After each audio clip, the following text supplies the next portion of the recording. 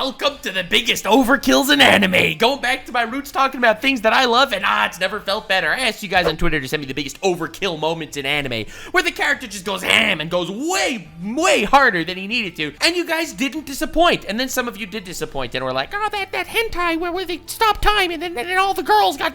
Let's talk about the 50 biggest overkill moments in anime. Leave a like, because 20,000 likes and I will do part 2. Shanks meets Whitebeard. This is a huge moment, okay? This is 2 emperors we're talking about. We've never really even talked about emperors at this point in the story. Shanks walks onto Whitebeard's ship to meet him, but here's why it's overkill. He uses his Conqueror's Haki to knock out Whitebeard's whole crew. To this day, I still don't know why he really needed to do that. They weren't exactly enemies at the point. They were just going to meet up and could talk a little bit. All the lackeys on Whitebeard's ship, they weren't going to do anything. He did not need to wipe them out, but he did. Why? For the heck of it? I don't know, but he did, and I respect it tremendously.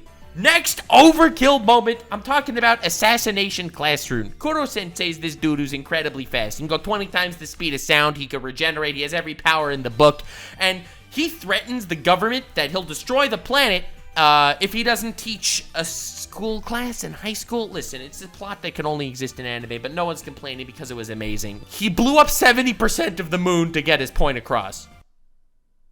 The dude can move 20 times the speed of sound. We've established this, all right? He's flying circles around fighter jets while they're flying. He's a massive threat to every single person on the planet. Everyone knows how dangerous he is, but he still had to blow up 70% of the moon to get his point across. This was a huge overkill, in my opinion, and it definitely established this man as a Giga Chad, I do have to say. Next overkill moment, Kaneki from Tokyo Ghoul at the end of season 1 after being tortured for days and days and days, and it was brutal and rough, and I honestly started to feel bad for this guy. He goes up to fight Jason after all this. Jason's the dude that was torturing him, like putting centipedes in his ear and shiz. He fights Jason, he beats Jason, and then he slowly eats Jason while asking Jason to count down from 100, subtracting 7 every time. That was like a gimmick that Jason was doing while he was torturing him. He's like, what's 100 minus 7? And he was like suffering and tortures and all that, and it was really rough. Yeah, it was a little overkill, I do have to say. Next, I'm talking about the Goblin Slayer. Listen, Goblin Slayer is an anime that Twitter did not like at all, and therefore it was an anime that I liked a lot. Mostly because of how much I dislike Twitter, and I'm an anarchist in the fact that I always root for stuff that Twitter hates. Goblin Slayer is a story about a dude who slays goblins. I know, pretty basic, straightforward stuff. He'll go into these goblin hiding holes and he will brutally murder every single goblin he finds. It doesn't matter. Adults, children, whether they surrender, whether they give up, whether they're alone, whether they have no chance, whether they have a family. None of it matters to the Goblin Slayer. He will go out there and he will eviscerate all of them in the most brutal and underhanded methods possible. He'll throw gas bombs and fire bombs and he'll just start slaughtering them. He is a top level dude, crazy hunter, but he doesn't take the hard quests. No. He does not like goblins. So he will use all of his mastery and all of his power to take the easy goblin slaying quests because he likes watching them scream or something. I don't know. It's a bit overkill in my opinion, but that's why it's here and I love it so much. Next, I'm talking about Pokemon. That's right, Pokemon. I'm talking about in the Sinnoh League when Ash is trying to actually win and trying to be cool and be like, oh my god, I'm gonna be the very best, the best there ever was. And he goes through Sinnoh and everything's fine. He has a pretty good team. He finally beats his rival Paul in probably the greatest Pokemon battle in the Pokemon anime. He goes up against Tobias, all right? And she's there with his little stinky guys, his little stinky starters that are unevolved to be like, oh yeah, look, it's a Turtwig. You'll never defeat Turtwig. Look how little Twiggy he is. Tobias comes out here with a Darkrai and a Latios and absolutely obliterates his butthole. Oh my god. Next overkill I wanted to talk about is Eren Yeager performing a bit of rumbling. Yeah, this is gonna be a manga spoiler, so I'm not really gonna talk about it in detail, but I feel like that there didn't need to be that many casualties. Next overkill I wanted to talk about Itachi Uchiha from Naruto. This man is pretty badass. He goes through the world and everyone bows to his whims. When Itachi first infiltrates the Leaf Village in like episode 80 or whatever of the original Naruto, okay? And we all know at this point, spoilers, that he was a double agent. He was really working for the Leaf all along, he etc, etc. He uses Infinite Tsukuyomi on Kakashi and traps him in his own mind to be stabbed again and again and again for what feels like 72 hours to him. and you see him suffering and sweating and bleeding everywhere. He did not need to do Kakashi so dirty. Why did he need to do that to him? Next overkill, I wanted to talk about Excalibur from Soul Eater. Excalibur is an incredibly annoying character. Someone so annoying that no one wants to partner with him, even though he has limitless power. And it's so hilarious watching him join people, work with them for just a little bit, and they'll overpower all their enemies. Every fight will result in an overkill because of the immense power Excalibur holds. But he's just so annoying, it's not worth it for anyone. This is the best gimmick on this entire list of overkills in anime, I do have to say. Next, I wanted to talk about this scene from Ghost in the Shell. This was purely your submission. I wouldn't have remembered this at all. It's been way too long. But this is known as the big gun scene. After Makoto is on the ground and fighting this giant robot, and it looks like all is lost, she gets help from the side. Someone comes with this massive gun on like a turret on a truck, starts shooting the robot guy, and this gun is huge. Like, the recoil is insane. Makoto's pissed. So she goes to the truck, she takes the massive gun in her hands, walks to the giant robot that's already on the floor, the guy's toast, and proceeds to shoot this robot corpse again and again and again with a massive, like, tank-sized gun. This was overkill, and it was incredibly badass. The next scene I wanted to talk about was from Black Clover. I wanted to talk about best girl by far, Mereoleona, and her fight with Raya, the Disloyal. Oh, this fight is so cool. Okay, so let me paint the picture for you. Elves are managing to get stronger. All of a sudden, this elven force where every elf is as strong as like dozens of wizards. They're each of them so terrifying. All the captains are scared. Captains in the past have been defeated by just being blown on by elves of this character. That is how strong the elves are. Mereoleona is not an elf. She is not even a captain. What is she gonna do when she goes against the leader of the trio of goons, Raya, the Disloyal, who can copy like infinite powers and has all these different magic abilities that he steals from everybody? How will she defeat him? By punching him a lot. This is one of the craziest fights ever because Raya did not even stand a chance. She obliterated this man. She ordered this dude to next week. The next overkill scene I want to talk about is Subaru meeting Typhon, the Witch of Pride from ReZero. It's in the second season. He has these weird tea parties with all these witches. Every witch has their own personality, and they're all complete nutcases, which means that they are prime waifus, if you know what I'm talking about. He meets up with this witch. She's a lolly, which means she's terrifying. Every lolly in anime is gonna eat your face or something. And he shakes her hand, and she pulls his hand off. She says, I want to see if you're a good person. So if you're a bad person, you'll feel pain. So she rips his arm off, and he doesn't feel pain, but his arm's missing. So she's like, oh, well, it looks like you're a good person. She ripped his arm off. But then she says, maybe let's see, maybe you're not such a good person. So she rips his leg off. And then she basically disintegrates him and turns him to like a pile of mush. He's an eyeball on the floor at this point, and all of his limbs are all over the place. And he's screaming. Well, he was screaming until his jaw was ripped off. Anyway, the point is, this was definitely overkill and definitely established this lolly as an absolute terror. And once again, confirming my theory that every lolly will either get you imprisoned by the FBI or get you murdered in a gruesome fashion. This is one of those overkill moments that I can't really describe to you. It's one that I have to show to you. I may be a rap god. I may be one of the top 10 people Eminem feared to diss, but I'm not as fast as Gojo slapping the ever-loving crap out of Junpei in Jujutsu Kaisen, that movie. God, just look at this. Do you see this? There was Junpei before this started, and when it ended, there was no more Junpei. There didn't need to be this little Junpei left for the fight to be victorious. Anyway, talking about smartphone isekai, I know I didn't want to ever talk about this anime because it's like one of the worst shows that ever existed. It's about a dude who dies, and he gets sent to heaven, and God's like, listen, you weren't supposed to die now, so I'm gonna transfer you to an alternate universe, and in this other world, you can take one thing from your regular world with you. And the guy's like, oh my god, I'm gonna take a smartphone. So he goes to this alternate world with a magic smartphone that never needs to be charged and has internet access or something, and he uses it to woo bitches that he can like bake cakes with cake recipes online. It's crazy stuff, I know. And he proceeds to fight a massive war against a complete army, and then he clicks the lightning app on his phone, and lightning storm comes down and wipes out the entire army.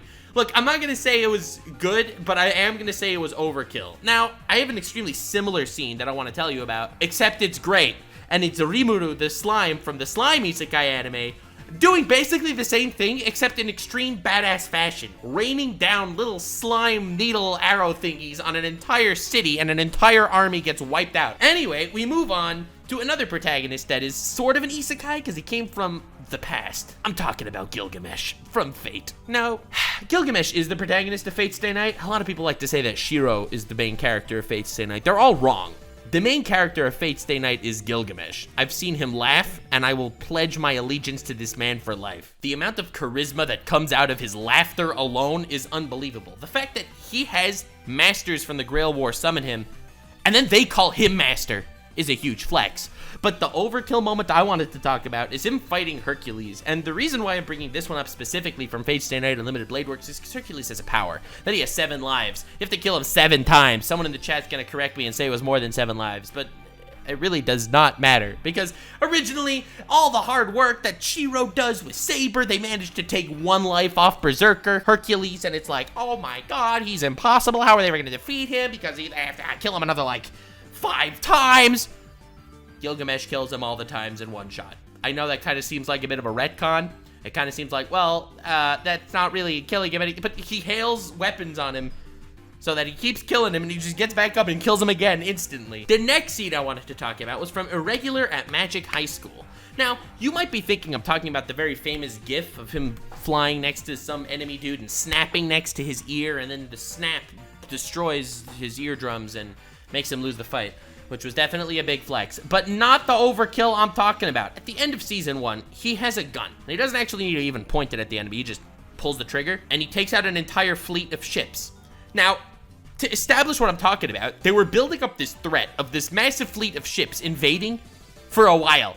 And he just kind of just waltzes in there, picks up a gun, he's like, all right, boop, and the entire fleet gets wiped out. He could have killed a couple of them, he could have maybe made them scared. No. He's going to eviscerate an entire fleet of ships because he can. All right, the next flex I want to talk about is not really a flex in as much as it is an overkill. Overkill, I guess, taken extremely literally, is when someone's killed and then they keep blasting.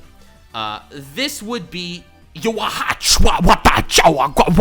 know, that bad guy in Bleach, whatever. His name is not pronounceable. Him against Yamamoto. It was a great fight. I loved it. I did a whole reaction to his fight on stream, which is now on my channel. Definitely check it out. It was pretty great. I was losing it watching that thing get animated. God damn! Bleach went on hiatus for 10 years, purely so that whole 10 years worth of budget could go into that one fight of versus Yamamoto. And it was amazing. But anyway, after beating Yamamoto, the man did not need to atomize his corpse with like millions of laser arrows. He was already dead. Why you gotta do him so dirty? Once we're already in that topic, in that vein, the next overkill I wanted to talk about was Trunks versus Frieza. I say versus Frieza, but it was just kind of Trunks popping out there, slicing him in half, slicing him to a bunch of pieces, and then that wasn't enough. He then had to laser blast all those pieces into atoms and particles. It's the same concept that it's like, but why go so far? Next thing I wanted to talk about is a bit more of a meme. Machio getting serious from the cute moe workout anime thing. I don't remember exactly what it's called. It's all the cute girls going to the gym, working out. Briggs liked it because he's a simp. And Machio is this dude who's really ripped. He looks normal in his shirt, but then he flexes his muscles and all his clothes explode. So he actually goes serious arm wrestling once, and he wipes out like a stadium.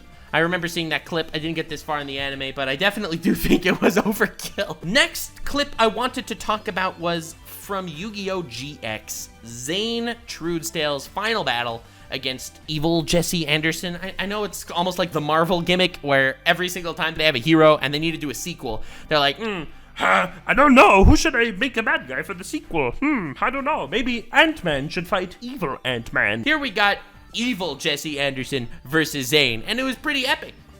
Zane knew this was his last game. His heart was given out. And he definitely went all out with the overkill. Summoned the strongest monster he could. He doubled its attack and then doubled and doubled and doubled its attack again and again and again to create the most terrifying, largest attack creature you've ever seen, and absolutely scared the living crap out of Evil Jesse. It was really cool and really badass and a really powerful moment all in all. He definitely went harder than he needed to, and he put more strain on his heart than he needed to. The next clip, once we were talking about the meme entries, I wanted to get them all out of the way. The potato chip scene from Death Note. Now, why did he need to eat the chips so coolly? Why did he have to change chip eating in society? Why did the world need to change and look at how to ingest potato crisps because of this man on a murdering spree? You know the one. I'll take a potato chip and eat it, and then proceed to nut all over the table. Yeah, that was the Death Note scene. It was definitely overkill. Listen, man, you had him fooled. You didn't need to eat the potato chip and freaking bust all over. The busting was not necessary, but I digress. The next overkill moment I wanted to talk about was from Konosuba. We all know and love Megumin, right? Megumin's the best character. A lot of people say, no, the blue thing or the yellow thing are better. Guys, it's all about Megumin. I'm so disappointed by all of you.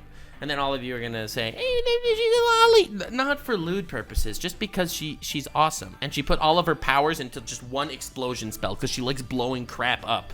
And she has the ability to just blow crap up. She doesn't know how to make her explosions weaker. She doesn't know how to make her other spells. She doesn't know how to do anything. All she knows how to do is put all of her magic energy into one explosion. And you're probably thinking that's a one-trick pony. It's one gimmick, but it's always funny.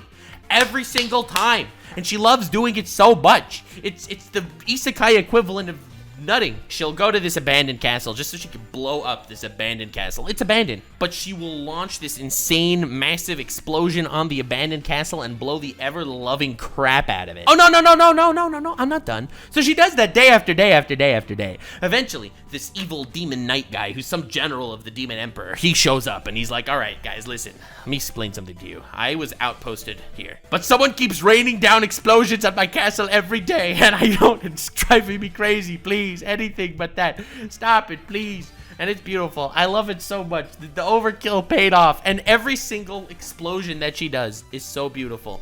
It's like one of those kids shows, except instead of clapping along with the main character or counting along with Dora the Explorer, you're nutting at the same time she does. We got another Bleach one, ladies and gentlemen. I'm talking about Hollified Ichigo versus Ukiura.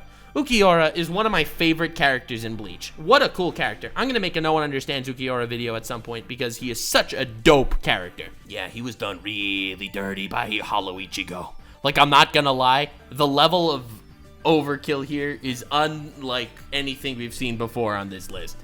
The way this dude ripped him limb from limb after Ukiura essentially proved himself to be insanely powerful, way stronger than Ichigo and anyone else that Ichigo has fought at all until this point, and Ichigo just completely demolishes him in Hollow Mode. This is the first time we're seeing his Hollow Mode, so obviously he has his beginner's luck ability that first time anyone uses a new power, all of a sudden it's crazy strong, but the way he obliterated this established badass character still gives me chills. So that was absolutely an overkill.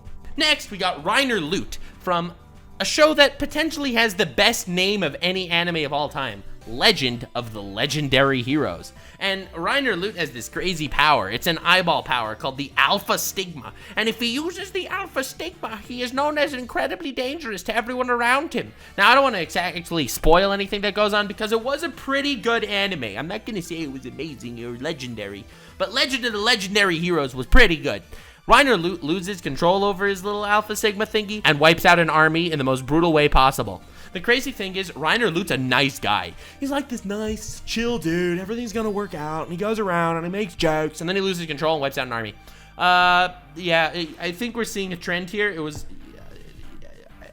too much. He goes from like a nice little goofball to the literal devil in an instant. And speaking of the literal devil, oh, nice segue there, Nuxanor Cell 5. We're talking about Mao from Devils of Part-Timer teaching Lucifer a lesson. Devils of Part-Timer is a story about the devil who gets transported to the regular human world and doesn't have that much of his energy actually usable at this point.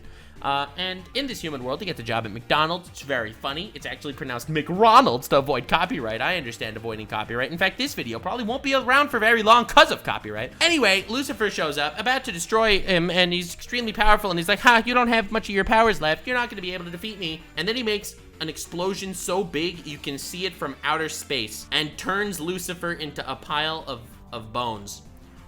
He doesn't kill him, of course. Lucifer, in fact, is defeated so badly that he pledges allegiance to him and apologizes for rebelling against him. And Mao is so confident that the ass beating was good enough, that his apology was so genuine, he was like, all right, you can be like one of my closest confidants now. There's no way you're ever gonna rebel against me again with the ass whooping I just gave you. And he's loyal to this day.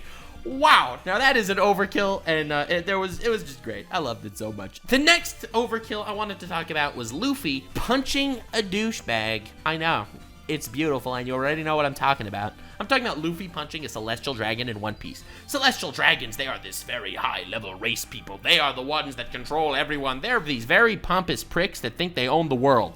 They're basically the 1% of Americans. And Luffy just basically walks up to one of them and wallops him in the face. And he causes a massive war, and lots of people probably die off screen, and it's very bad for everybody. He almost dies, almost loses his entire crew. A lot of people have to run away. An entire island is basically wiped out. But aside from all that, the punch was really good, though.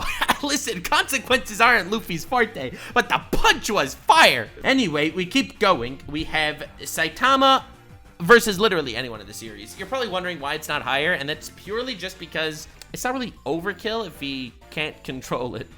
Like, he'll go up against somebody and he'll just punch him normally. And yes, it's overkill because he turns him into meat and bones flying around. Or when he fights Genos and he pulls his punch. But still pulling his punch wipes out an entire mountain pass. Like, all these things, they're overkill. But I can't put this higher on the list because it's not like he did it for a purpose. It's not like he did it out of rage or to prove a point or any of these things. No, it's just he can't underkill people. That's literally his whole story. So anyway, I just felt like putting it here and not further because for this exact reason. Now, the next character is here also, but for a slightly different reason. Yujiro Hanma from Baki. This man is an absolute monster. He stops earthquakes with a punch. But the reason why he's an overkill is because he defeats people in a fashion that made him a security threat to the entire country when he shows up because of how he performs his martial arts. The way he'll beat people up to the point that they're not just dead, they'll regret they ever lived. The misery he causes is actually beautiful. But once again, similar to Saitama, he's so strong. The overkill moments don't really have that impact that the future ones on this list have because this man is just a walking terror to society. It's not fair. It's not fair! Next, I have on this list Gon versus Pito. Now, this is an overkill that, unlike the previous two, hits hard emotionally as well. Gon is very angry. He awakens his adult form for the first time, and he obliterates Pito. Pito is someone that we have always known to be extremely powerful. No one's really been able to fight her toe-to-toe before, and the only person that did fight her toe-to-toe ended up losing his head very quickly. It was very sad. But anyway, Gon not only beats her, but destroys her. Like, every punch, you can feel shockwaves from that punch emanating out of your screen into your bones. That fight felt so powerful.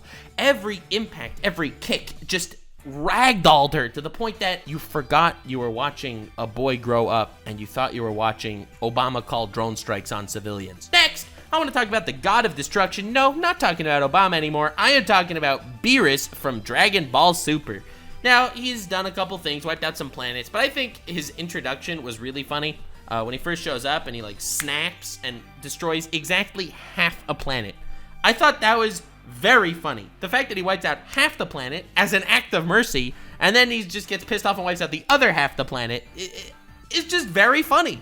Listen, it's not about scale, it's just about expressing yourself. And self-expression is really important. Never forget who you are, guys. That's right, guys. Don't forget who you are. The next one I wanted to talk about is a man so strong, they don't even make fun of him because his name is Anus. I'm talking about Anus Vondigold. And everyone's gonna be like, his name is Anos, not Anus, bro. If you didn't make that connection in your head, you just don't have a thing for comedy. Literally, get a job. This dude is so scary. He goes up against his opponents, snaps, and obliterates them. They're dead now. He uses resurrection magic to bring them back to life so he could snap and kill them again. And he will keep doing this and keep bringing him back to life and killing him and back to life and killing him. He just needed to kill him once. He just needed to beat him once. But no. He's going to keep bringing him back to life and killing him again and again and again until he humiliates him to the point that he admits defeat and changes all of his opinions about life. This was definitely overkill. But it was so good, though. It was so good. Misfit of Demon Academy, listen, you're not an Emmy winner, okay? You're not going to win the Oscars, but you definitely gave me a chuckle. Before we do the top 10, you're probably thinking, top 10? You still have 19 left. Yes, before I do the top 10, I wanted to make a little tangent. You're probably going to hate me for this, but I don't really care, because enough people hate me at this point. What's another couple of thousand, right? Like, let's be honest here. Okay, I couldn't narrow it down, so I had to include 9 of the top 50 overkills are from JoJo's. Listen, what can I do? They just do it best. We got Giorno versus Diavolo. The way that he punches him, he uses his epic no power, and he punches him to the point that he traps him in a different dimension. Next, from JoJo's Part 3, we got Kakyoin feeding poop to a baby. Yes, I know it's not exactly on the same tier as suffering someone to eternal misery. However, I would go as far as to say that it was just as glorious. Okay, you had this baby with a stand that invades your dreams, and they wanted to scare him a little bit. So what does Kakyoin do? He says, listen, baby, I'm sleeping. You can invade my dreams and kill me. However, and he takes a piece of poop and puts it in the baby's food, and then feeds the baby the poop food. The baby was terrified and obviously never invaded their dreams again.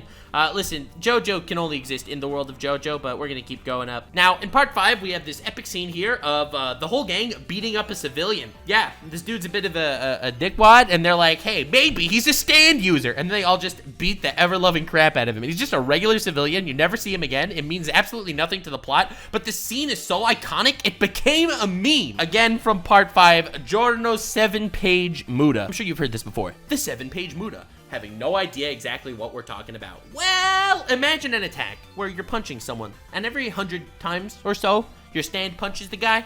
He says Muda, and so he says Muda, Muda, Muda, Muda, and punches him 100 times. All right, that's all good. And now imagine reading a book, and 7 pages straight are just him punching the crap out of this dude, eventually launching him into a trash can that grinds him up into paste. Bro.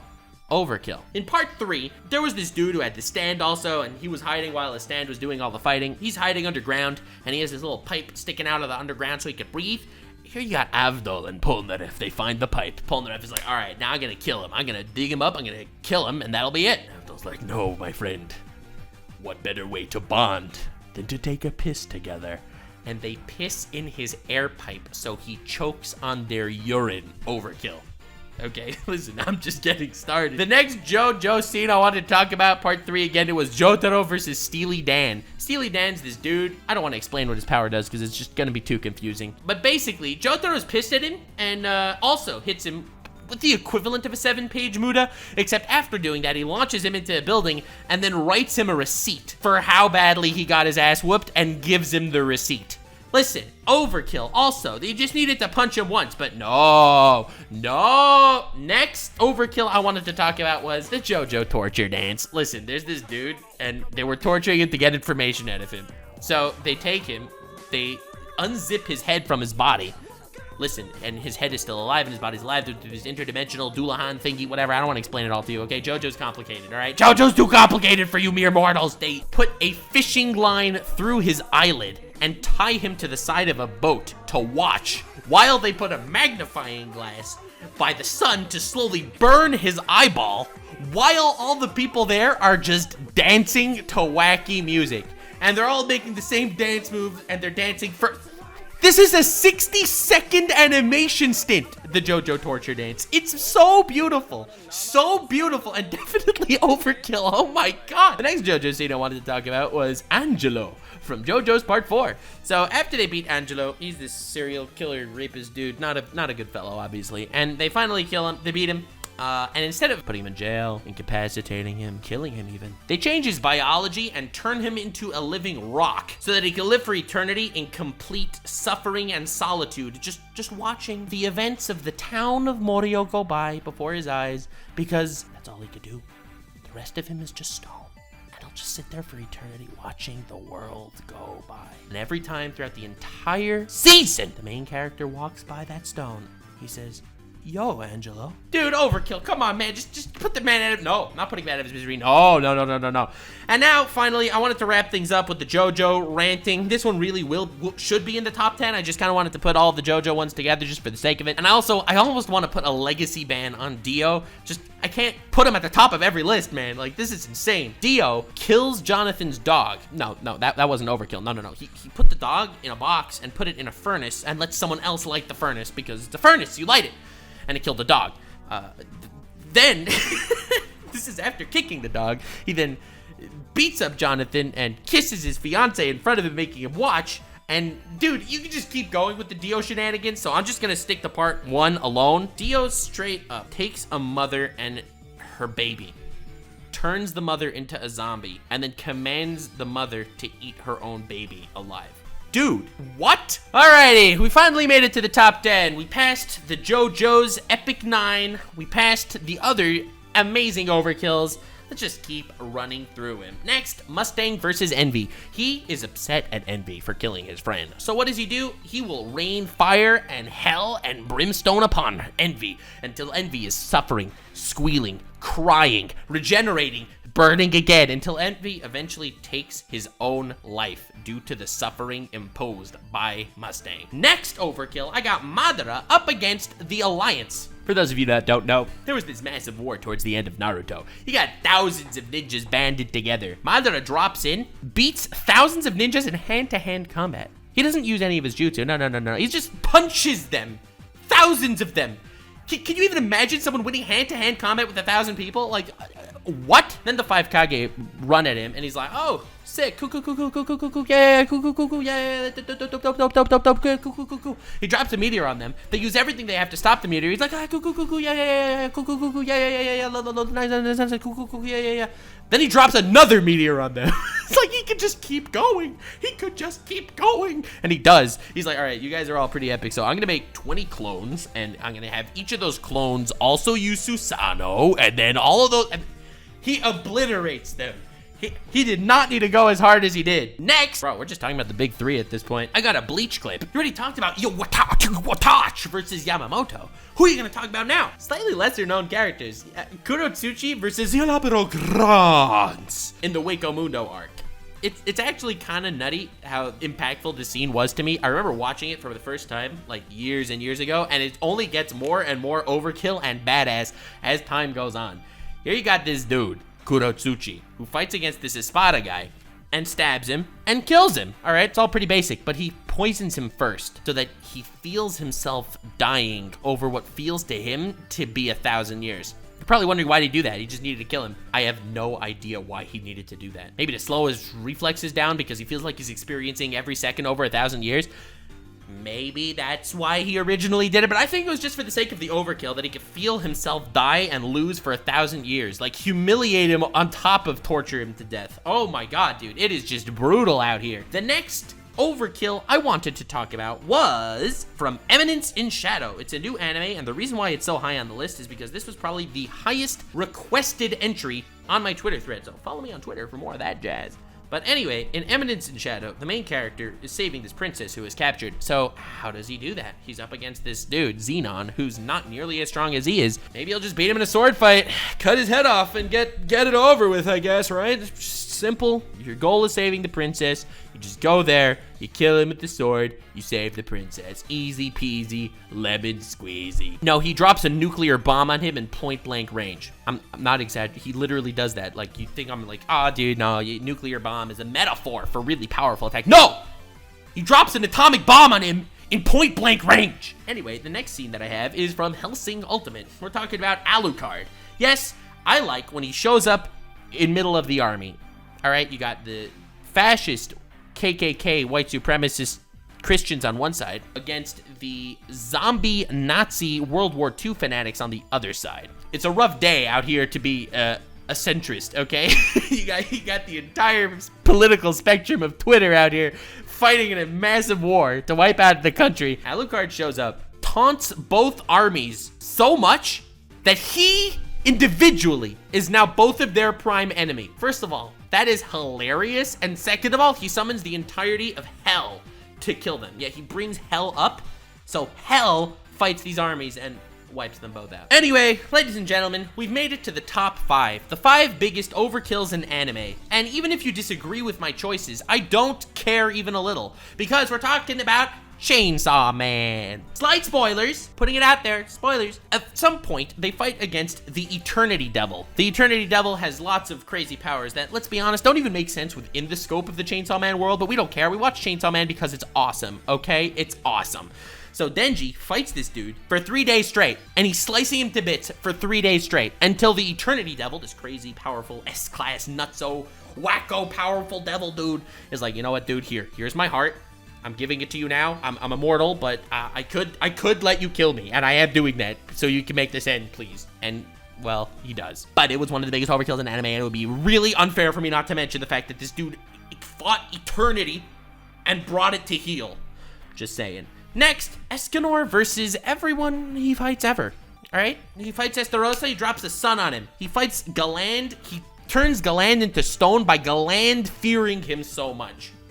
The fear alone kills Galand. Galand kills himself because his own power is if there's a lie, whoever lies loses, and he lies to himself. He runs away from a fight that he promises he will fight. Like, the dude, Escanor's chadliness alone kills him so much that he kills himself with his own power. Next, Overly Cautious Hero is an isekai anime that a lot of people haven't seen or heard of. I have seen it and heard of it. It's about this dude who is overly cautious. So when he gets summoned by the goddess to enter this alternate fantasy world so that he can save the world and fight the demon lord like every other fantasy, he's overly cautious and he's like, bro, this is important.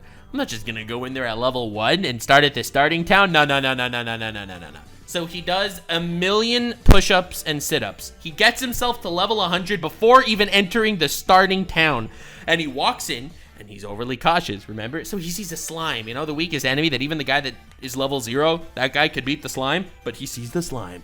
He hides behind a rock because, bro, you don't know what it could do. And he unleashes these insanely high-level fire attacks. And he wipes out, like, the countryside just to kill this slime. And this was all in episode 1, and it's amazing. And the entire series is just how you could play any isekai anime if you were just goddamn smart. So he's overly cautious, and he overpowers and overkills every enemy he finds throughout the entire story. Next, we're talking about Ainz Ooal Gown from Overlord. There are a lot of big moments in Overlord.